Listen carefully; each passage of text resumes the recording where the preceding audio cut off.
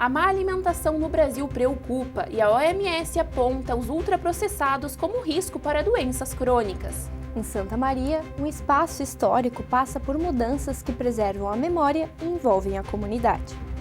A presença de pessoas reunidas em calçadas de bares tem causado transtornos no trânsito e em algumas ruas da cidade. É o que você vai ver em instantes.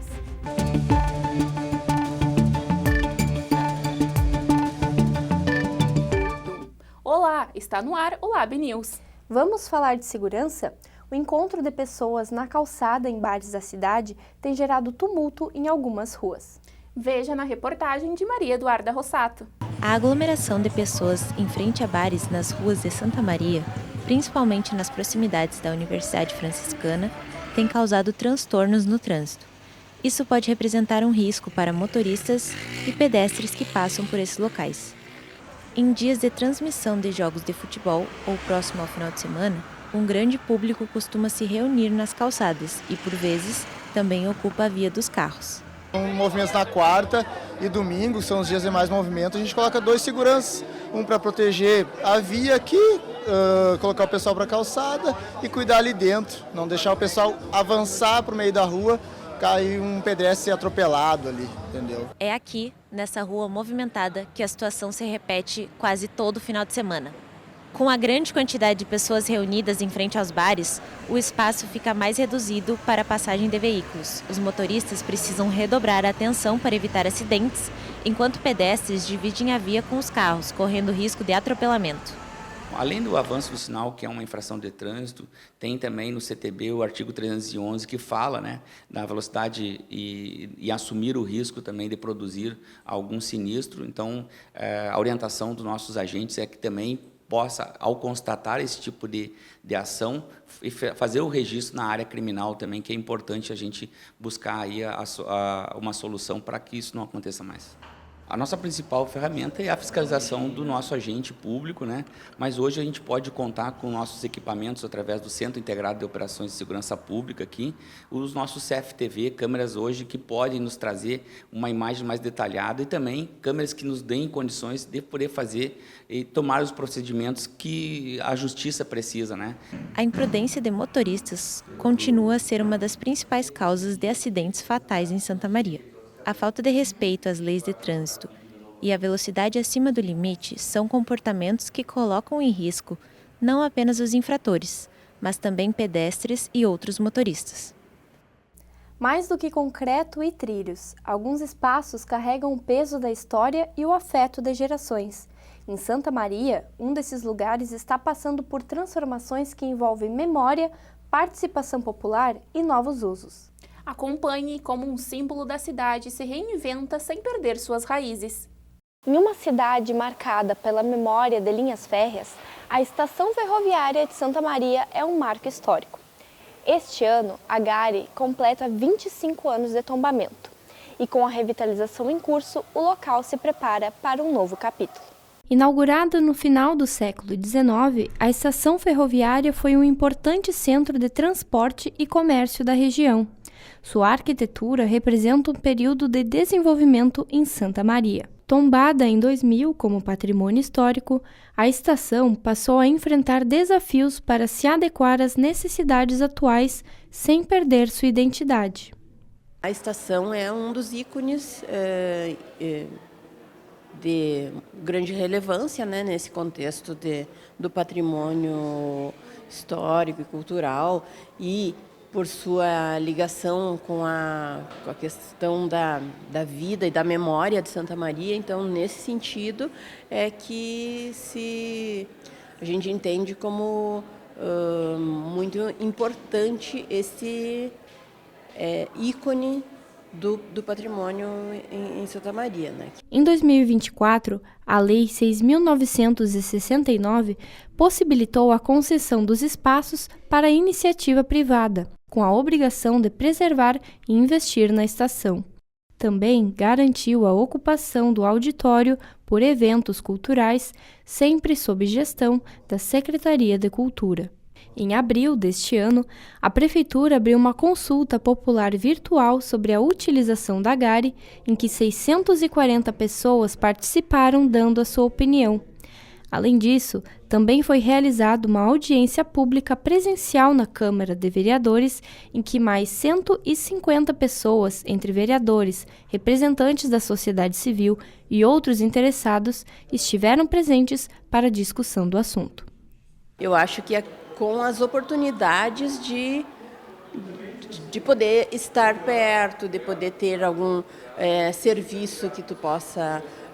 o serviço não só serviço, mas assim uma oportunidade de tu poder ir para lá, nem que seja poder abrir uma cadeira lá na frente daquele largo para tomar um chimarrão. Eu acho que oportunidades de criação de vínculos fomentariam essa ligação maior da sociedade, sim. A obra deve ser concluída no segundo semestre de 2025. O espaço caminha para se tornar um centro que une memória, cultura e lazer. A maioria das pessoas falam o que a gente já tinha colocado, né? Tudo isso que eu estou te falando está na consulta, né? O que as pessoas querem? A maioria das pessoas elas só querem que garantam que aquele espaço vai ser cuidado. Muitas pessoas falam isso. Nessas consultas veio muito isso de garantir espaços para a cadeia produtiva da cultura, para os artistas de Santa Maria. Isso é garantido em todos os espaços. A gente tem o Teatro 13 de Maio com edital, a gente tem a Gari, vai ter a Gari com edital, porque o edital é a forma mais democrática. Eu tenho quantos grupos de teatro em Santa Maria? Quantos músicos em Santa Maria? Tu só consegue fazer uma programação democrática por meio de um edital. A revitalização resgata a importância histórica da estação e fortalece a identidade cultural e turística de Santa Maria. O antigo símbolo do progresso ganha uma nova vida. E quando a gente fez já alguns eventos em que passava o trem por aqui, a gente percebe o quanto as pessoas são ligadas a essa história, a essa memória. O quanto se tem essa memória afetiva com a estação ferroviária. Então, é a cara da cidade, nada mais santamariense do que a estação ferroviária de Santa Maria. O cronograma do concurso nacional unificado foi divulgado e já está disponível. O edital deve trazer mudanças na edição deste ano. A segunda edição do concurso nacional unificado, conhecido como Enem dos Concursos, está com inscrições abertas até o final do mês de julho. A prova será feita em 2 etapas, uma em outubro e a outra em dezembro. Na primeira será aplicada a prova com questões objetivas. Já na segunda, aqueles que se classificarem irão realizar a prova discursiva. Entre as mudanças dessa edição está o uso do sistema de código de barras no cartão-resposta, ao invés do código de bolinhas. Isso deve dar maior segurança ao candidato na hora de preencher a resposta. Além disso, há uma edição de 2 cursos, Analista Técnico de Justiça e Defesa e Analista Técnico de Desenvolvimento Socioeconômico. O governo também está em busca de ampliar a participação das mulheres na seleção, mas ainda não há definições de como isso será feito. Vale ressaltar que em 2026 não deverá haver concurso devido ao ano eleitoral. Volto com vocês aí no estúdio. Uma pesquisa divulgada em maio pelo Indicador de Analfabetismo Funcional aponta que 3 em cada 10 brasileiros de 15 a 64 anos não sabem ler nem escrever ou não compreendem frases e números. Segundo o Indicador de Analfabetismo Funcional, o INAF, cerca de 30% dos brasileiros entre 15 e 64 anos são analfabetos funcionais em 2024. Na região sul, esse número chega a 35%.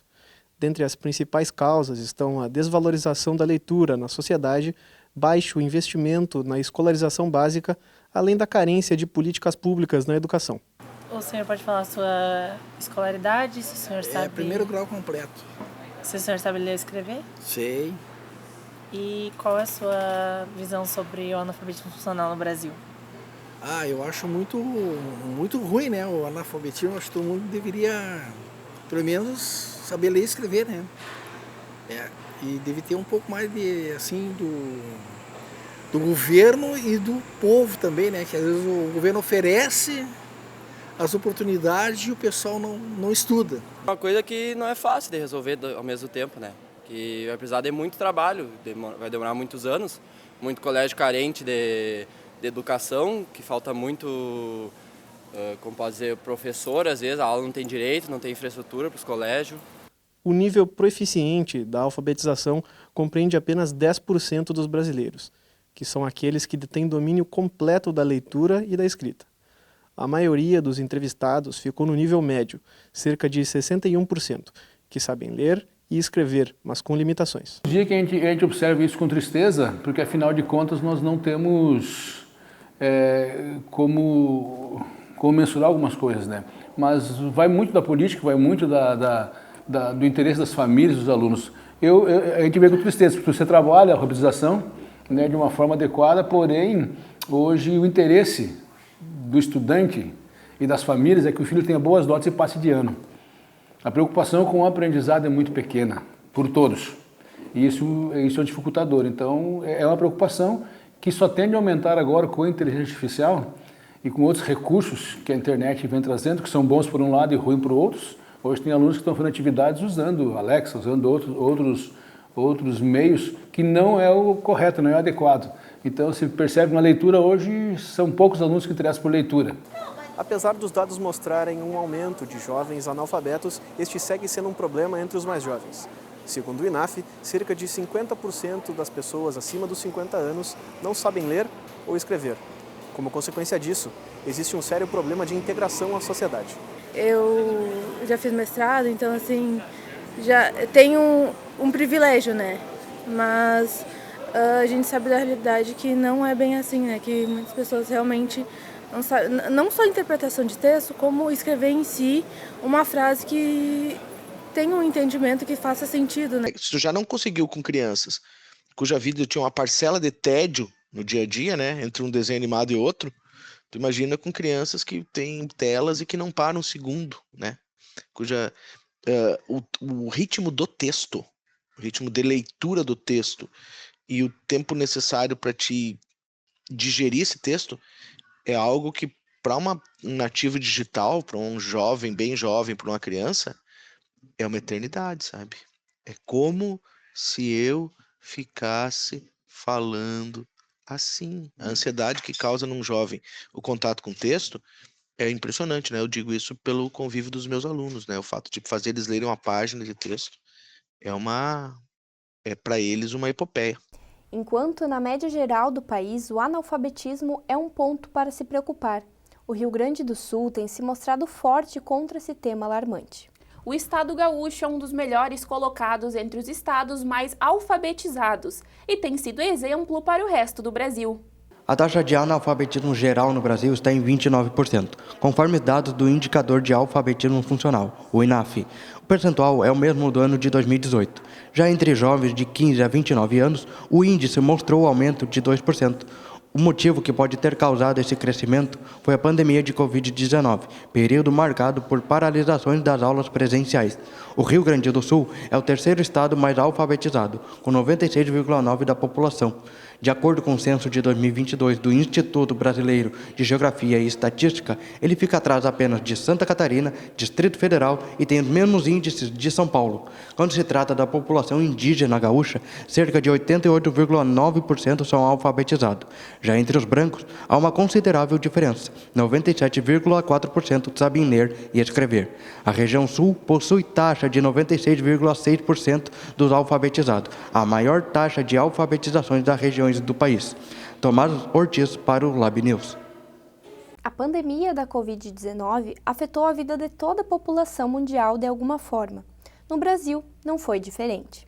A população enfrentou um momento conturbado e de muitas adversidades que modificou drasticamente a realidade, com consequências e dificuldades de proporções diferentes. Uma das áreas afetadas foi a educação. A pandemia deixou diversos traumas e também trouxe alguns aprendizados à população. Contudo, o que já era ruim na educação se tornou ainda pior. De acordo com dados do Instituto Nacional de Estudos e Pesquisas Educacionais, o INEP, cerca de 55% dos estudantes do segundo ano do ensino fundamental não conseguem ler palavras simples. Esse índice regrediu aos níveis observados em 2015. Fernanda Pires Jaeger tem um filho que está com 13 anos hoje. Como foi para vocês esse período que se vivenciou, esses desafios no processo de alfabetização durante a pandemia? Sim, nesse período meu filho estava, né, no ensino fundamental, em pleno processo de alfabetização. Então foi um período de muita adaptação. Nós tivemos que as aulas se transformaram em aulas online. Então ele precisava aprender através da mediação de um computador, de uso de tecnologias e, obviamente, com o suporte dos professores, né, que na época era uma professora que trabalhava com eles durante todo aquele período em que nós estivemos confinados. Então foi muito diferente, né, do que a gente vinha vivenciando, especialmente no ano anterior, que foi o primeiro ano de alfabetização dele. Ele estava no segundo ano e foi bastante difícil, porque nós enfrentamos muitas dificuldades em função de, primeiro, ele ainda não dominava, né, acessar os conteúdos, entrar nas plataformas, então precisou de bastante suporte, né, da família, no caso, né, da mãe, do pai, enfim, todos que de alguma forma pudessem, o irmão, que era um pouco mais velho. E ao mesmo tempo, eu percebi assim, que a questão da atenção era diferente, né, de ficar na frente de uma tela, escutando, né, durante 4 horas, né, para um período de vida em que ainda há muita dificuldade, né, de aprender mesmo no presencial. Então, isso acabou impactando bastante no aprendizado dele. E eu percebi que, logo depois, nos anos subsequentes, assim, a gente percebia ainda algumas dificuldades. Porque é diferente, o professor está na sala de aula, ele está olhando o caderno, ele está acompanhando, né, aquela atividade, ele percebe os erros. E quando o aluno está distante, esse professor não vai enxergar isso. Quem vai ter que fazer isso vai ter que ser a família. Então, muitas vezes, né, eu tive que fazer ter alguns espaços assim de reforçar alguns aspectos, né? Então, mas eu não tenho formação, né, em pedagogia e não em licenciaturas, então assim, mas precisei também me adaptar e buscar conhecimento para poder ajudar ele, porque para ele poder ter um aprendizado um pouco melhor. É com vocês no estúdio. No próximo bloco, o aumento no preço dos alimentos preocupa os consumidores. A ansiedade atinge a geração Z de forma crescente, influenciada por pressões e excesso de informação.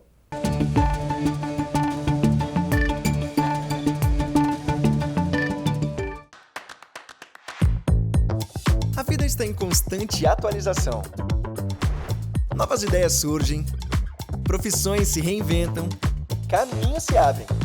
E a UFN está ao seu lado nessa transformação, acompanhando os desafios de hoje e preparando você para as conquistas de amanhã. Vestibular de Verão UFN 2026. Transforme sua escolha em conquista.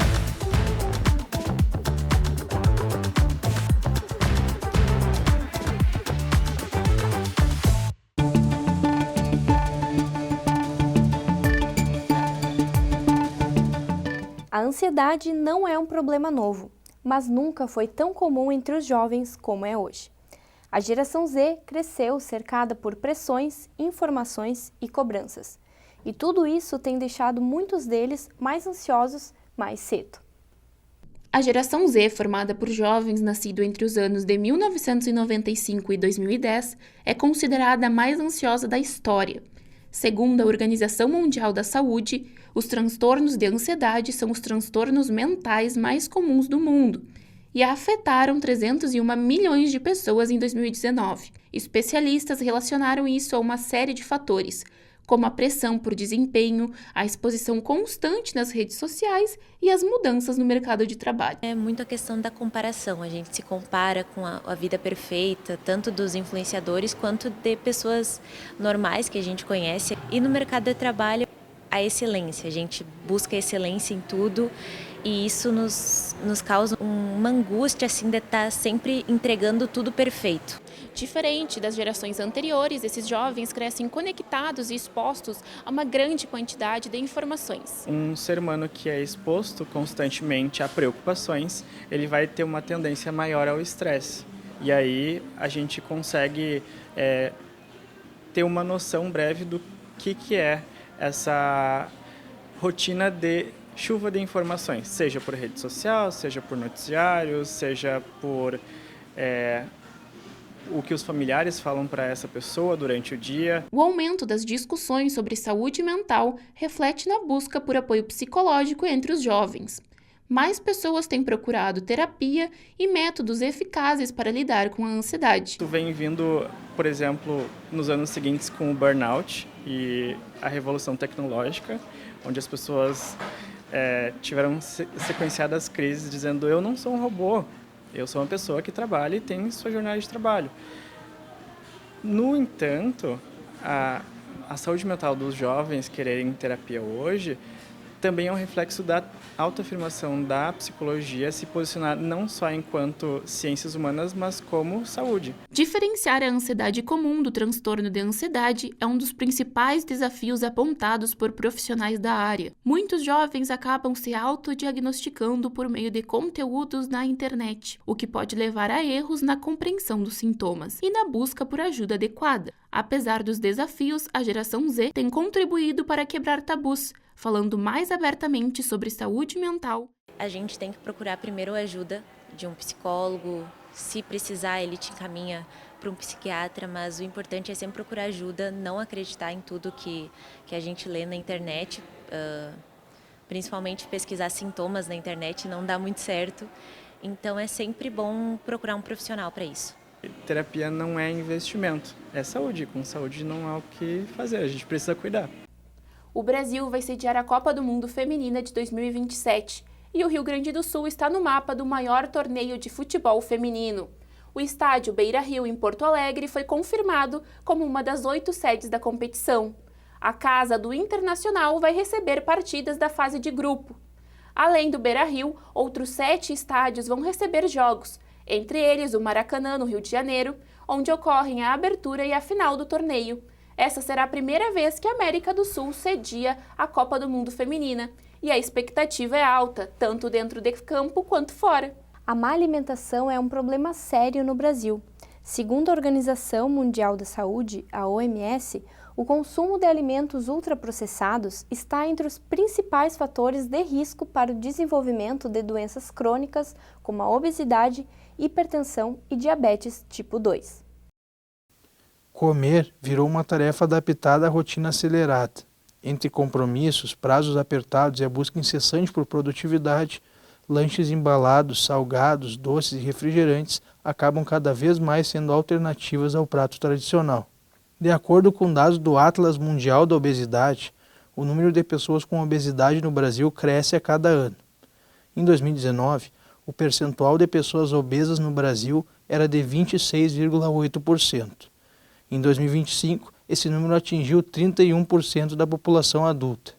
Já o prognóstico para o ano de 2030 não é nada animador. Os índices apontam um aumento de 33,4% entre homens e 46,2% entre as mulheres, o que deve elevar os índices gerais.